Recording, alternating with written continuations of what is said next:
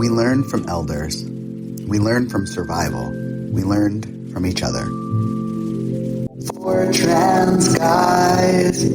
Wisdom you can feel. Real talk. Collective care. Well, welcome everybody to Four Trans Guys. I'm Megan. I'm Zander. I'm JJ. And I'm Luckie. Fantastic. Well, welcome to the podcast, Luckie. It is really good to see you again. It's been a little while. Yes. It's been a long little while. Yes, it has. And maybe we'll get into some of the reasons why. We'll see in what direction we go. Okie dokie. But let's start off with, we've been blabbing on and on for several episodes now. So we want to give our audience an opportunity to learn about who you are. So why don't you tell us a little bit about who you are? And I can ask you again, just tell us what brings you to the table today. But let's start with, who is Luckie? Okay. Well, Luckie is this guy. And Luckie is the founder of Invisible Men, which is an organization that provides resources, research, all kind of things for trans men and transmasculine folks. I'm a grandfather of 6 grandbabies and a dad of 4 kids, one of which I gave birth to. There's a lot to Luckie, but that's the important stuff. Great. And so, what brings you here? What interested you in being on the Four Trans Guys podcast?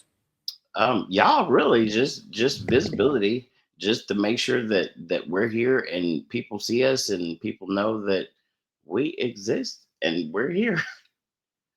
Yes, we are not invisible. That's exactly what your whole organization is about. Right. That's awesome. Well, we're really happy that you're here, and let's just continue on with Megan. Okay. Yeah, I was gonna say, some people are watching on YouTube and they get to draw some clues about your lived experience from seeing you, but other people are just listening right now. And so I was kind of hoping you would talk a little bit about some of the parts of you that might be helpful for people to know about, some of your lived experience, maybe paintings you've done. I'm not leading you anywhere, but maybe if you want to go into that, that'd be okay. Okay. So I'm also the designer and the artist of the All Black Lives Matter mural on Hollywood Boulevard in Hollywood, California. That was because Black trans people were left out of the conversation when it came to the Black Lives Matter movement. Because Tony McDade was a Black trans man that was killed shortly after George Floyd, and all of the other cis folks that had been taken out from the police in that area were uplifted, but they didn't uplift Tony McDade.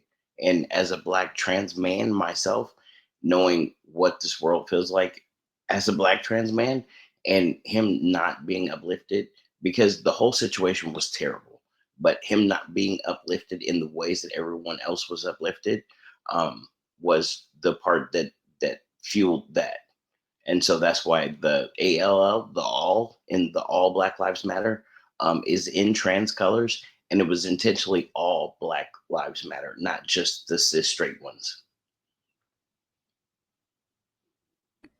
So yeah, that's amazing. And let me better understand. So this is really incredible, and I know that you've been doing some work, some nonprofit work as well. But is art kind of your space for healing? Is that where you find your wholeness, or are there other places that help you move from survival into something like thriving? What does that look like for you? Well, art has definitely healed me because, like Zander hinted at, it's been a while since I've been in community, and it's been a while since I've been a person. Period. Because there was a car accident that I was in that was terribly massive. I was one car out of 6 vehicles, and it was tragic, and so it nearly cost me my life, but all of this to say that I'm still here. I'm still standing, and art was the way for me to keep a lot of memory. So I did several, like maybe 50, 60 different art pieces on the vinyl and things, because I needed to remember who I was. And so that was definitely one of those things that was super healing. And on top of the art, community, because I'm such a community driven individual. Like, I like helping people, I like being there, I like making noise when noise is not being made for on our behalf.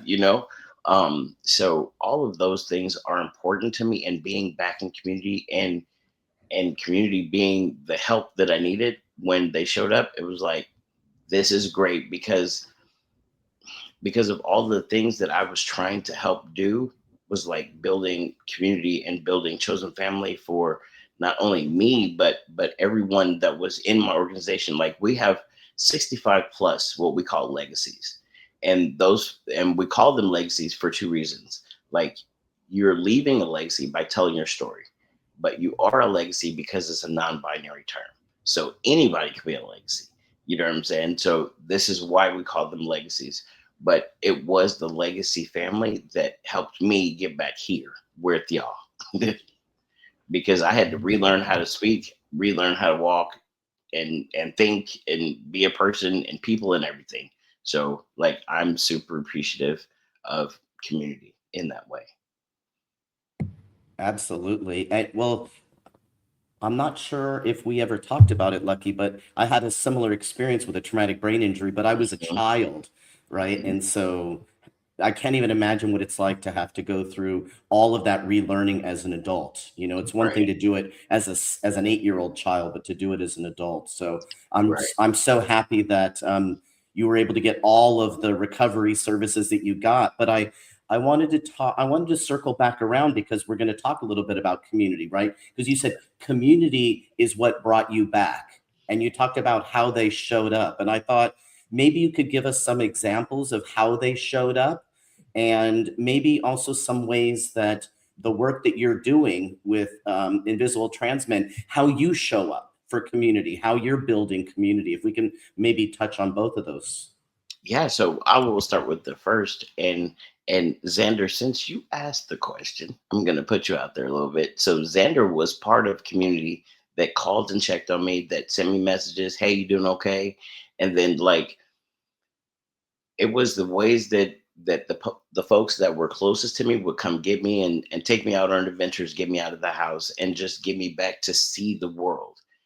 And so that was the way that community and folks don't even understand that simple stuff, like just going with me to go get some ice cream, was the biggest thing for me, because I got connected back to people. I got to be able to communicate with folks again. Like, all of those things, like, brought all of me back. Well, I can't say all, but most of me back, you know? And so, like, with respect to what the org is doing and how I show up for people, just like they were there for me, I show up as much as I can to different places, because I have to still understand what my limitations are now, because they're new limitations, right? But I'm still going to show up as much as my body will allow me, and I'm going to be there. If somebody say, "Hey, look, I need you to be at XYZ," I'm on my way. As long as life doesn't get in the way, I'm there. And because that's what I needed, was somebody to just pick up the phone and say, "Hey, how you doing?" "I'm good." "Well, thank you for calling me." So, like, I know that simple things like that, even not very big, are huge for the people that you're doing it for. You know what I'm saying? Like, Absolutely. being a people person, and being one of those people that just absorbs energy from other people, like good energy. Yes, I need a hug, I'm coming to give you a hug. You feel me? So, like, those things, as simple as they seem, sometimes are the breaker between, like, whether I wanted to jump or whether I want to go for a swim. You feel what I'm saying? So, like, sometimes that is the make or break situation. Hmm. Well, and you talked about you have a very large family. You told us that right in the very beginning. But part of our larger community, right, Mhm. LGBT or trans, we talk about having chosen family. Mhm. And so, when you're talking about people who are coming to take you places and calling and checking in, do you consider that part of your chosen family, or do you have Absolutely. another extended group that would include chosen family? Well, I would consider the legacy family chosen family for sure, but the larger community was also there. So I can't discount what anybody did, right? And so like the larger community had took me in and made sure I was okay too. Like folks that I didn't even realize were on my team were on my team. And they showed up I was like, these situations, when trauma, when something big happens, it definitely shows you who people are, and community definitely showed me who they are, and there's a lot more love out there than I knew. I get the feeling that there's a lot of like loneliness in our world in general. And I can only imagine how that like loneliness when people are feeling invisible gets combined. I've had moments where I've dipped my toes into it, and thankfully I've had a lot of good chosen family to like be there with me. So it's something that I see the really deep need for, and feel like it's something that so many folk need to learn more about. Like, how do they get involved with with your work, and with like if So there's a trans guy out there feeling invisible in this very moment, what should right, they do? which a lot of us are, a lot of us are sometimes. So if you go to invisible, the letter T, men.org, that's the website. And then if you go to our Facebook, I mean our Instagram, it's Invisible Trans Men on our Instagram, and then our Facebook is Invisible Men. So if you tag in with us, and just in case you can't tag it in with us on social media, info@invisibletmen.org is our website. So that's the quickest, and the quickest way to tag in with us is send us an email. Well, I definitely hope people will check that out. One of my favorite things to do in our podcast is to let people have the last word. And just I'm letting you know that like the things that you're speaking about are something that have like are very moving to me. So I'm not saying like it has to be a word. Like it can be paragraphs, it can be a chapter, but like you get to like you get the full microphone. We're not going to do a rebuttal afterwards. Like you get to like speak your mind and wherever your mind leads you. And so everybody, Lucky. So I think if now that I have the last word,